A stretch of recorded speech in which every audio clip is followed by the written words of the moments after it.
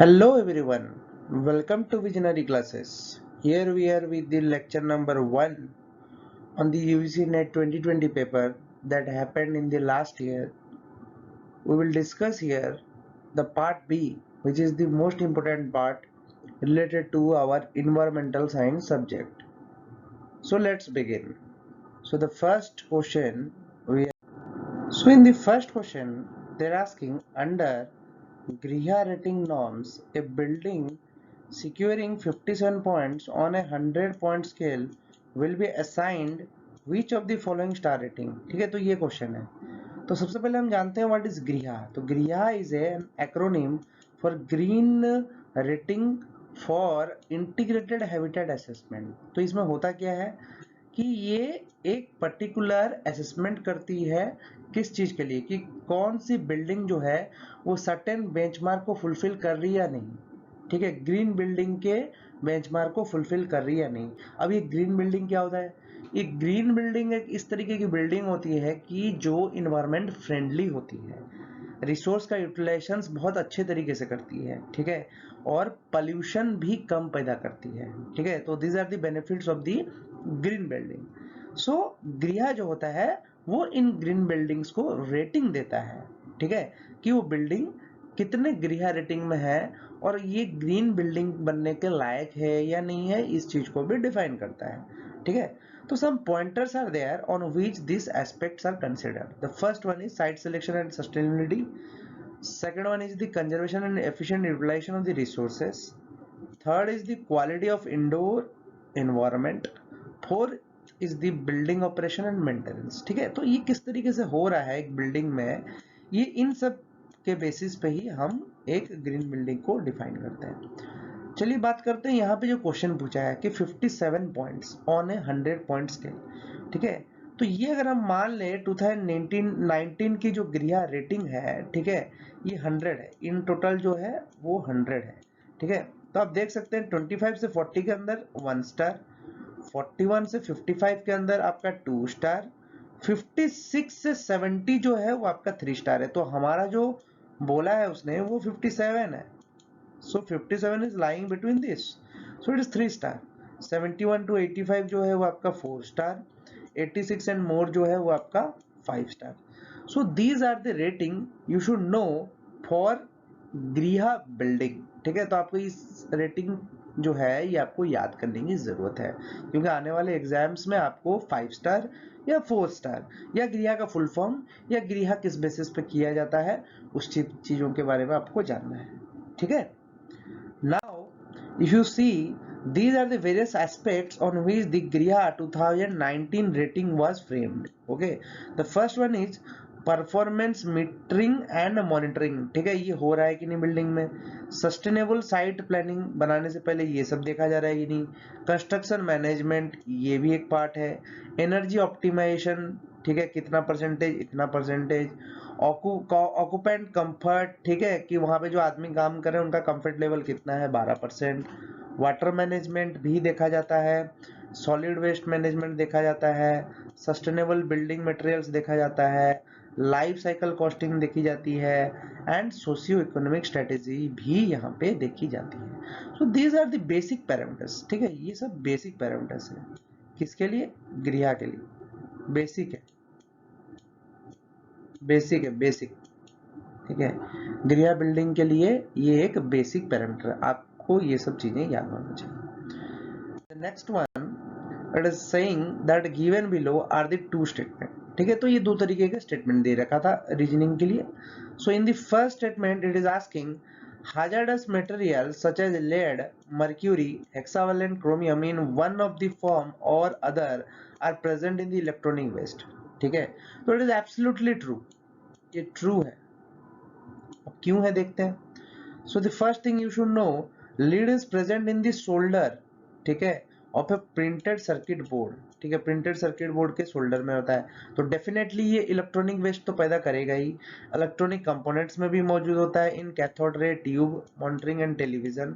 ठीक है, उसी तरीके से मर्क्यूरी की बात करें तो mercury can also be found in the fluorescent tubes, numerous applications tilt switches, mechanical doorbells and thermostats में। तो मर्क्यूरी भी एक ई वेस्ट पैदा करने वाली जो है एलिमेंट है, ठीक है।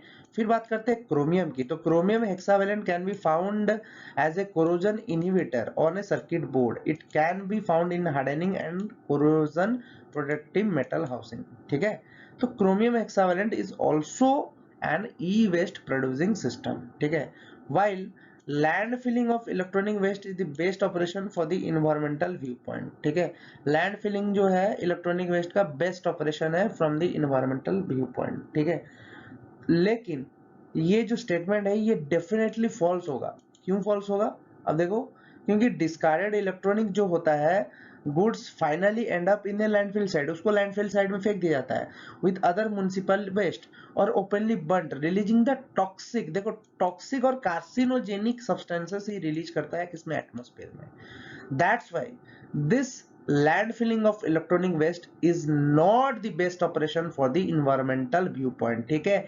ये जो स्टेटमेंट है ये दरअसल गलत है, क्योंकि लैंडफिलिंग ऑफ इलेक्ट्रॉनिक वेस्ट आप कर नहीं सकते हो, उससे टॉक्सिक एलिमेंट जरूर रिलीज होंगे, ठीक है। लिचेट्स के फॉर्म में भी निकल सकते हैं और ग्राउंड वाटर को भी पल्यूट कर सकते हैं। तो आपको ये सब चीजें ध्यान रखना होगा कि एग्जाम में हर स्टेटमेंट का क्या पूछ रहा है वो, ठीक है।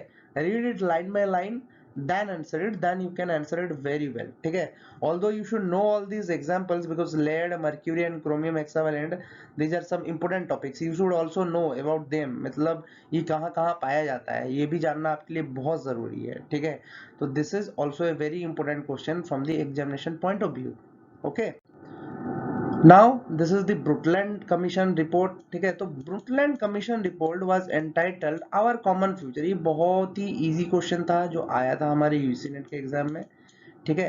तो Brundtland रिपोर्ट में क्या हुआ? Also called Our Common Future, publication released in 1987 by World Commission on Environment and Development that introduced the concept of sustainable development and describe how it could be achieved, ठीक है। तो ब्रुटलैंड Commission report जो आई थी 1987 में by the world commission on environment and development, WCED, उस समय WCED था, उसने इस कंसेप्ट को इंट्रोड्यूस किया था फॉर सस्टेनेबल डेवलपमेंट। अब ये सस्टेनेबल डेवलपमेंट होता क्या है? आपका डेवलपमेंट इस तरीके से हो कि आपका present need as well as आपके आने वाली पीढ़ी, जो फ्यूचर पीढ़ी जो आने वाली है उसके नीड्स भी कंप्लीटली फुलफिल हो। That kind of what development is called as sustainable development. तो ये ऑब्वियस सी बात है कि यहाँ पे आवर कॉमन फ्यूचर की बात की जाएगी जब सस्टेनेबल डेवलपमेंट का आपका कंसेप्ट आएगा।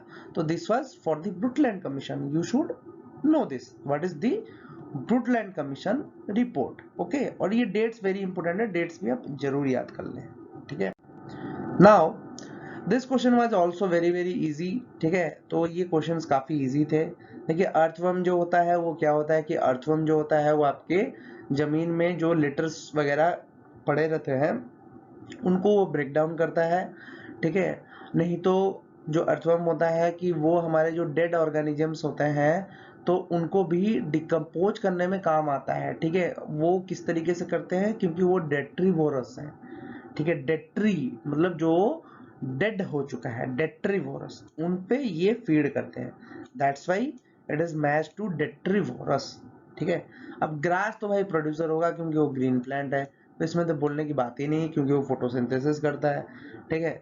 अब बात करते हैं फ्रॉग की। तो फ्रॉग ऑब्वियसली प्राइमरी कार्निवोरस होगा क्योंकि वो जो है वो हमारा अर्थवर्म खा सकता है। लेकिन ये जो है हॉक बाबा जो है वो आपके सेकेंडरी हैं क्योंकि ये फ्रॉग वगैरह भी खाते हैं, ठीक है। तो this is also very very very very easy question because ये आपका फूड चेन के बेसिस पे क्वेश्चन डाल रखा है। तो आपको बस फूड चेन, अगर आप थोड़ा सा भी आइडिया हो आपके फूड चेन के बारे में कि कौन सा जो ऑर्गेनिज्म किस तरीके के फूड चेन को फॉलो करता है, तो you can answer it very easily. So this is also very very easy question that came in the 2020 UGC NET environmental science paper, okay।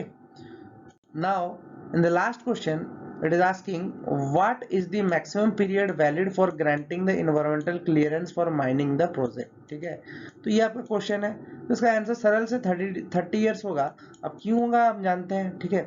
तो सबसे पहले क्या होता है कि the prior environmental clearance granted for a project और activity shall be valid for a period of 10 years in case of river valley project. तो river valley projects के लिए ये तो 10 साल है, ठीक है। Project life as sustained by the appraisal committee, ठीक है, और state level expert appraisal committee, subjective maximum 30 years for the mining project. देखिए यहाँ पे साफ साफ लिखा हुआ है, ये जो मैं नोटिफिकेशन लाया हूँ ये EIA के ऑफिशियल नोटिफिकेशन है। एक स्टेट बोर्ड से आपको ये ऑफिशियल नोटिफिकेशन आया है स्टेट अफेयर्स कमेटी से, तो मैंने वहां से डायरेक्ट ये पिक आपको उठा के दिखा रहे हैं। तो यहाँ पे आप देख सकते हैं ऑर्डर भी दिया गया है और 2015 के डेटेड में इसने बनाया है, ठीक है। साइड भी कोटेड हुआ है जिसमें कि EC being mining for the 30 years. Maximum period जो सस्टेन्ड होता है validity of EC being for mining is for 30 years, ठीक है। तो ये डायरेक्ट उसी तरीके से क्वेश्चन पूछा है, this is subjected to the maximum period of validity of EC being for mining for 30 years. This is very simple, तो ये भी आप आंसर दे सकते हो। लेकिन as per the above OM and EA notification, the authority has decided to increase the period EC validity for 30 years on the same production capacity, ठीक है। तो ये कुछ एक्स्ट्रा स्टेटमेंट यहाँ पे एडेड हुए हैं, लेकिन आपको ये चीज याद रखना है कि मैक्सिमम पीरियड जो होता है किसी भी इन्वायरमेंटल क्लियरेंस किसी माइनिंग प्रोजेक्ट के लिए वो होता है 30 साल, अगर रिवर वैली प्रोजेक्ट हो तो वो होगा 10 साल, ठीक है। तो ये आप बहुत अच्छे से याद रखो कि कौन सा प्रोजेक्ट को कितने साल में क्लियरेंस मिलती है और मैक्सिमम पीरियड उसकी कितनी होती है, ये भी आपको याद करना जरूरी है, ठीक है। I hope you enjoyed the lecture. If you have some doubt you can comment me in the box, but you should regularly revise because UGC NET notification is out for 2021 exam that is happening in the May. Okay, so be ready for that. Okay, have a nice day.